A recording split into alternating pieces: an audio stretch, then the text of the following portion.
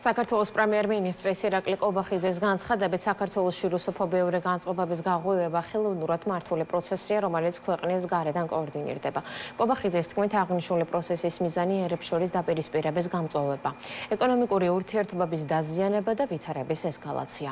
კობახიძის თქმით, საზოგადოება ინფორმირებული უნდა იყოს იმ პროცესის შესახებ, რომლებიც მისი შეფასებით საქართველოში რუსოფობიური კამპანიის გაღვივებას უკავშირდება. მთავრობის მეთაურის გზავნილებს აკრიტიკებს ოპოზიცია.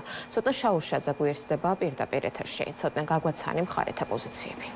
ირაკლი კობახიძის გუშინდე ბრიფინგს, რა თქმა უნდა, მოჰყვა ასთა სხვადასხვაობა, მაგალითად, ქართული ოცნების წარმომადგენლები ეთანხმებიან მმართველი გუნდის ლიდერისა და ქვეყნის პრემიერ-მინისტრის ირაკლი კობახიძის განცხადებებს და ისინი ამბობენ, რომ არ შეიძლება ქვეყანაში იყოს გარკვეული უარყოფითი დამოკიდებულება ტურისტების მიმართ, მათ შორის რუსი ტურისტების მიმართ, რადგან ეს ადამიანები ჩამოდიან საქართველოში იმისთვის, რომ დახარჯონ თანხა, შესაბამისად ისინი ეხმარებიან ეკონომიკას გაძლიერებაში, თუმცა ამ პროცესს სხვაგვარად უყურებენ ოპოზიციაში. ისინი თვლიან, რომ მსგავსი განცხადებები და მოწოდებები კეთდება იმისთვის, რომ მოხდეს საქართველოს მოქალაქეების შეგუება რუსეთთან, იმასთან დაკავშირებით, რომ ესე იგი მიმღებლობა უნდა გაუჩნდეს ქართულ საზოგადოებას რუსებთან, რუს მოქალაქეებთან და შესაბამისად ისინი ამბობენ, რომ ეს ყველაფერი მათთვის მისაღები ვერასდროს ვერ გახდება. ისინი ამბობენ, რომ შესაძლოა ბუნებრივი რეაქცია იყოს ადამიანისთვის, რომ რუსეთის მიმართ და რუსეთის მოქალაქეების მიმართ არ ჰქონდეთ კეთილგანწყობა. არავინ შეწუხებულა იმ ფაქტით, რომ უამრავმა 100,000-ობით ჩვენი თანამოქალაქემ დატოვა ქვეყანა, ეხლა დარდობენ რუსი ტურისტი აქ კომფორტულად იგრძნობს თუ არა თავს. ხო, ეს აბსურდია. რეალურად ერთადერთი მიზანი აქვს ამ ყველაფერს, რომ ფაქტიური ანექსიის პროცესი, რაც მიმდინარეობს ცხინვალის რეგიონში, აი ამ ანექსიის პროცესს როგორმე შეგვაგუოს და ის ისტორია, რომელიც სისხლით დაწერა ამ ქვეყანამ ბოლო 200 წლის განმავლობაში, ის აგრესია, რაც გადაუტანია რუსეთის ფედერაციიდან ბოლო 2 საუკუნის განმავლობაში, ამ ისტორიის გადაწერის პროცესს ვადევნებთ თვალს. ირაკლი კობახიძის პირიდან ოკუპაციის კანონის ხსენება არის ცინიზმი და ფარისეობა. მან საკუთარი სავარძელი დაუთმო გავრილოს, რომელსაც ჰქონდა ეს კანონი დარღვეული. ჩასვა სავარძელში.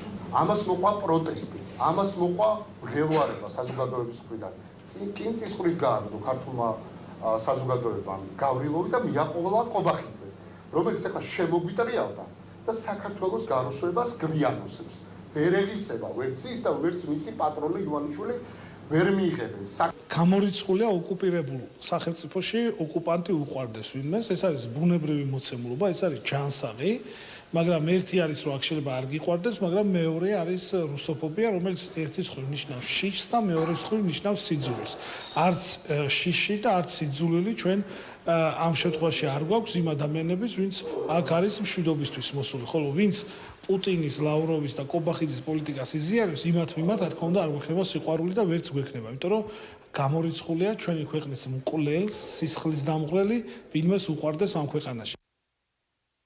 ირაკლი კობახიძე სამარცხვინო დააფასებს იმ საქციას, როდესაც საქართველოს მოქალაქეები რუს ტურისტებს ახსენებენ, რომ საქართველოს 20% არის ოკუპირებული რუსეთის მიერ, ასევე ისაუბრობს იმის შესახებ, რომ რუსოფობია ხელოვნურად ღვივდება საქართველოში და ამის უკან ის deep state-ის კვალს ხედავს. ის აცხადებს, რომ 2008 წლის შემდეგ, როდესაც რუსეთმა დაიწყო სრულმასშტაბიანი ომი საქართველოს წინააღმდეგ, არ ჰქონდათ საქართველოში მსგავსად მკვეთრი რეაქცია, მათ შორის არც კულტურის წარმომადგენლებს, ხოლო მას შემდეგ, რაც უკრაინაში დაიწყო რუსეთმა ომი, ამის შემდეგ გაღვივდა ეს ყველაფერი და შესაბამისად ისაუბრობს იმის შესახებ, რომ საქართველოსთვის სურთ, რომ რუსეთთან კიდევ უფრო მეტი დაძაბული ურთიერთობა შეიქმნას, შესაბამისად რუს ტურისტებს აღარ მოუნდათ საქართველოში შემოსვლა და ის ამბობს, რომ ამ მომენტში არ არსებობს იმის საფრთხე, რომ მსგავსი რამ დადგეს, თუმცა მისი განცხადებით მსგავსი ინფორმაცია საზოგადოებას უნდა მიაწოდო, რომ არ დადგენ იმის რისკის ქვეშ, რომ ამ ყველაფერმა საქართველოს ეკონომიკის წინსვლაზე იმოქმედოს.